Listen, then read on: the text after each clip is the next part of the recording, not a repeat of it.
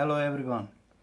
Today again a little bit about Renault Scenic and injectors in this car.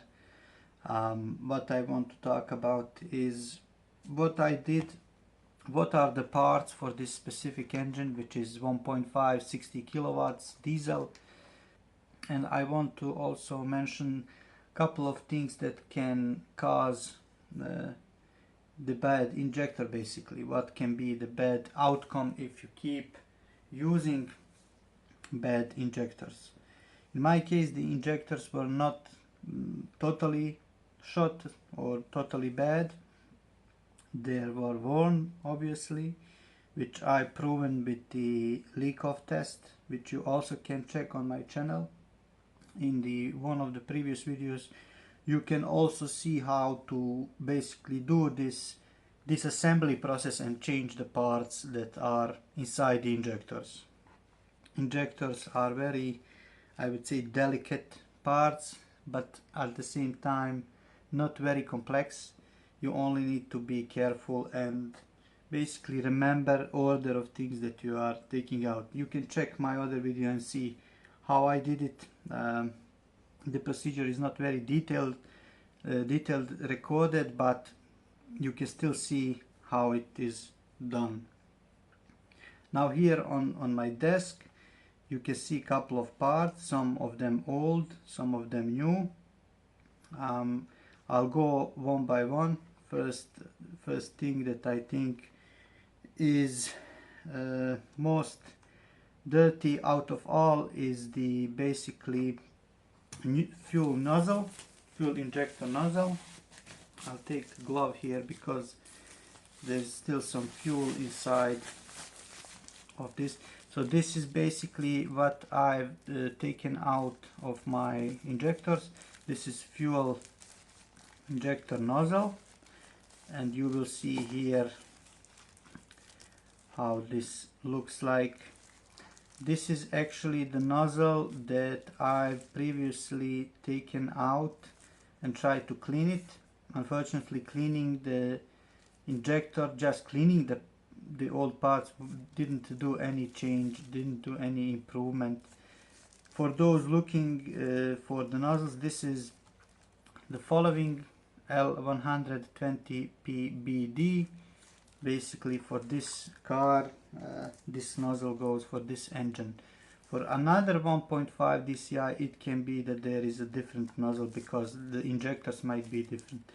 This specific car has Delphi injectors, so I had to find the exact replacement parts based on the numbers that are visible, in most cases at least, are visible on the injectors themselves. So here you can see the nozzle. Basically this is the part where the fuel is being sprayed in the combustion chamber, and here you cannot see it, but here there are tiny holes, around 5 of them I believe, or maybe 6, where the fuel is coming out. This needle here is basically some sort of regulator of that spraying pattern. You can see the holes where the other parts connect, and the other part that connects here is the adapter plate. The adapter plate I didn't previously replace because I didn't know that the replacement exists and couldn't find it honestly. So here is the adapter plate for this specific injector.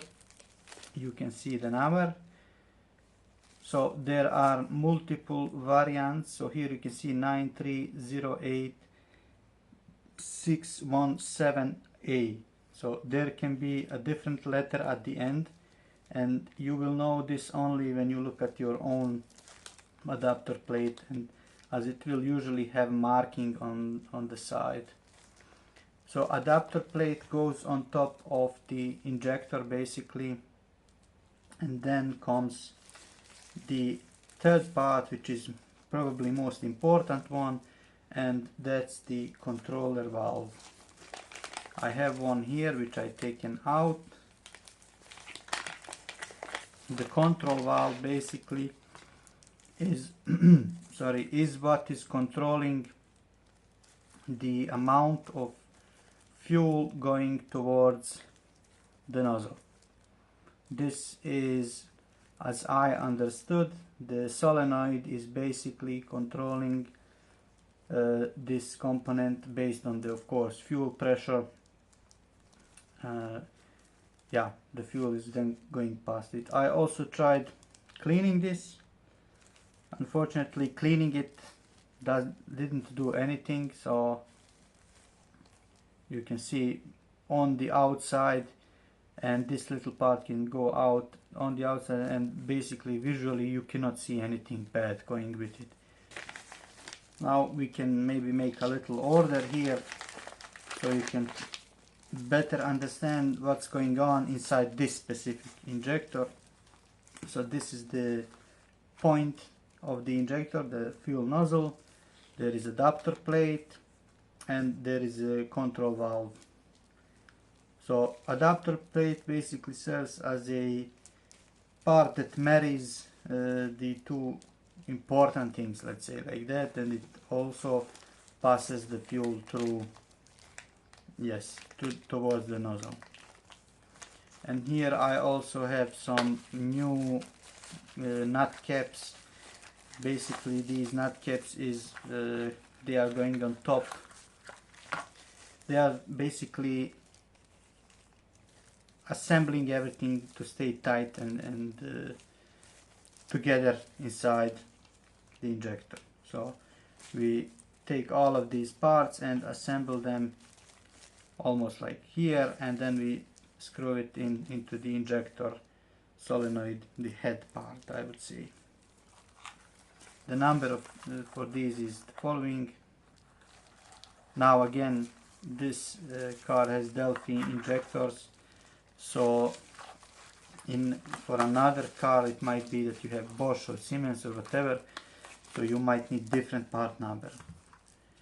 As I said before, this is Delphi, so here we have the parts. Now about the issues that bad injectors can cause. In my case, injectors were not too bad. The car was running well.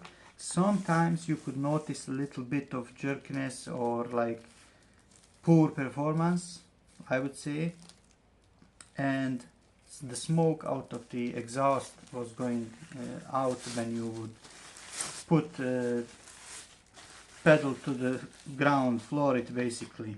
And even if you were idling and you put the pedal fully on the ground, there will be a big cloud of smoke from the exhaust. This was obviously an indicator that something is not right with these parts. Yeah, one more thing here, you can see that the replacement parts are not original Delphi. They are from, I would say, a reputable company called RXC. That's how I pronounce it, probably not correct, but anyway, they sent me the parts in the box and it all looks very professional, I would say. And the parts so far work well. It is now a month or maybe two, I'm not sure, since I did this, and yeah, I'm very satisfied with the parts.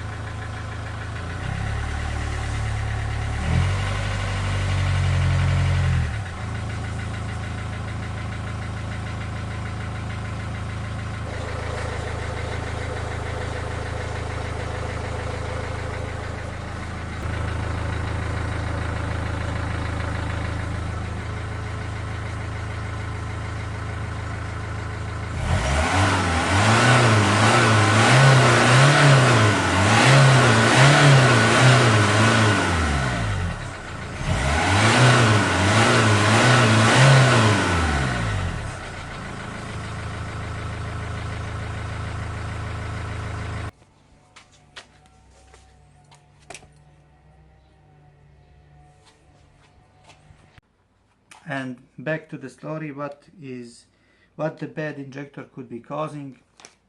As I said, In my case, the performance was not so great at all times, but it was not so bad as well. And the smoke was coming out, the black smoke was coming out from the exhaust.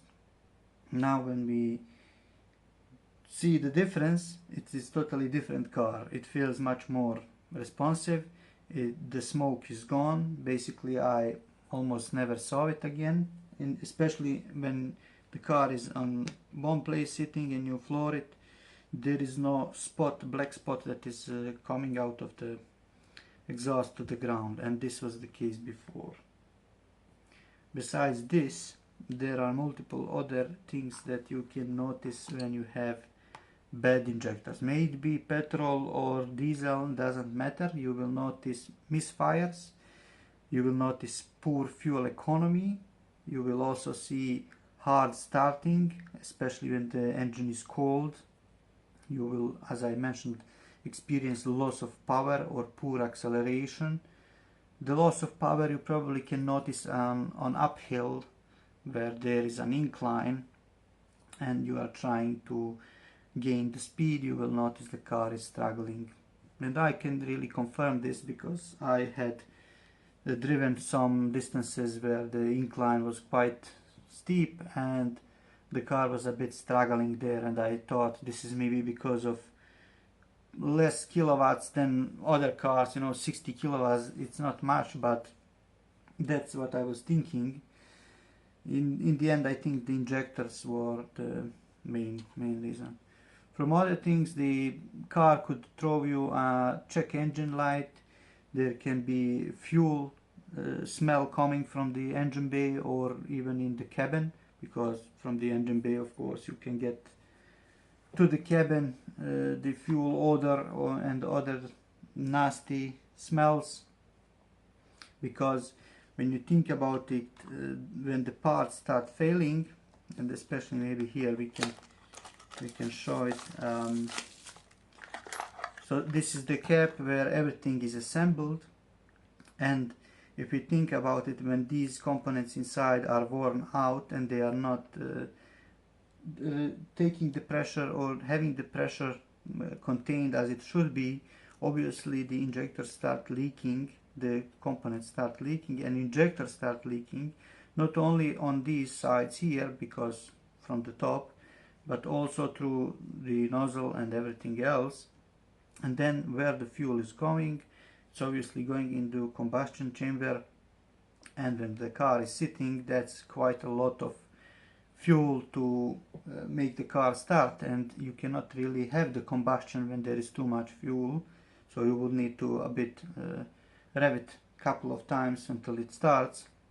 And the worst out of everything is if you have poor piston rings and everything else around pistons, then the fuel will go to the oil pan, and contamination of the oil with the diesel or petrol or whatever fuel makes the oil less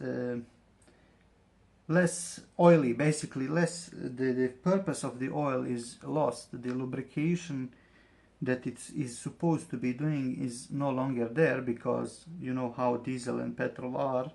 They will make the oil feel less oily, and obviously when it comes to lubrication there are multiple parts which need proper lubrication, especially on high temperatures. Therefore, I would say don't neglect, don't ignore injectors which are leaking. When you smell the fuel, especially coming out of exhaust, that means that some of the fuel is not even burned. And I would say and recommend everyone to invest in their injectors and try to do these repairs on your own, even if you are that kind of person who likes do-it-yourself topics. I think, considering that I myself never did any such job and I managed to fix 2 of them, I think then everyone with little goodwill should be able to do the same. Then again, I am not an expert. I should have said this before in the beginning of the video, but I'm not an expert. I'm a hobbyist, amateur mechanic, so to speak. Even I maybe should better say parts installer rather than the mechanic. But in any case, I always like to talk on this topic. It's quite interesting to me, and when I was looking into the information on the internet and looking for the parts and so on, it was a bit difficult because not everyone talks about these less popular cars, less valuable cars. You know, this Scenic is maybe 1000 euros, even if that. But for me, it's, yeah, very good car, and I think I decided to repair it, and I think it's worth it because I know what I own, what I did so far, and the parts are not very expensive. In the end, you have a reliable car, and it serves until it is dead completely. And when that happens, we again have a topic to cover and learn something new. So yeah, here again are the parts. For those interested, I'm going to show you the code. So for the fuel nozzle, for the 1.5 DCI 60 kilowatts, so it's not 63, it's 60 kilowatts. For this engine you need this fuel nozzle. It is possible that the fuel nozzle goes for a couple more vehicles, for a couple other engines. I will try to put on the screen the image of the codes and all of that, so that you can see for which injectors such nozzle is going. This is the control valve. You have the number here. I hope you can see it.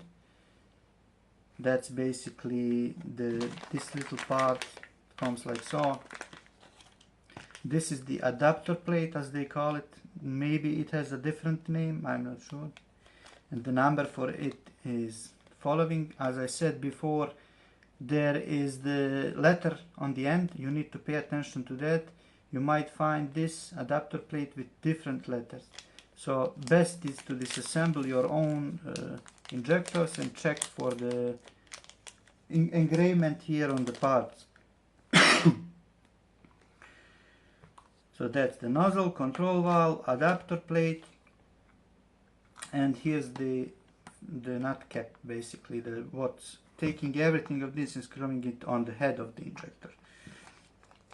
You see the fuel nozzle again, yeah, nut cap. And one last thing which I didn't mention so far, besides all of these components inside the injectors, there is also in between, I cannot remember right now, but you can probably see in my video, there is a little spring. That's the only part I couldn't find anywhere to buy again. And besides those, there is little tiny pin, maybe 1 millimeter in length, which goes on inside the solenoid, inside the head of the injector. So there is really hard to see little pin. So when you are disassembling everything, be really careful when you are taking that little pin out. Do not spray WD-40 or something inside there, because it will fly out. And don't ask me how I know. I did that and it flew out. Luckily I could find it. So otherwise I think that's pretty much it for this video. But I can say the rebuilding of two injectors that I did was definitely 100% worth it. The car is running much better. The engine is sounding really nice. I would even dare to say it like it's brand new, even though it isn't. And the performance, you really can see the performance of this old car is much better with just these tiny things replaced. Alright, that's it for this video. I would like to thank everyone who subscribed so far, who follows and likes the videos. That really helps, I mean, get some more community, I would say, around the channel. Maybe we get a nice group of people who can help each other in such things. Besides this, I also record random videos, and yeah, it's not a job, it's a hobby, so I like to share my thoughts on YouTube. Maybe it helps someone, maybe not, who likes it. Can leave a like. Who wants to comment, please comment. We can discuss things. And yeah, that's it. Thank you for watching and see you in the next video. Bye bye.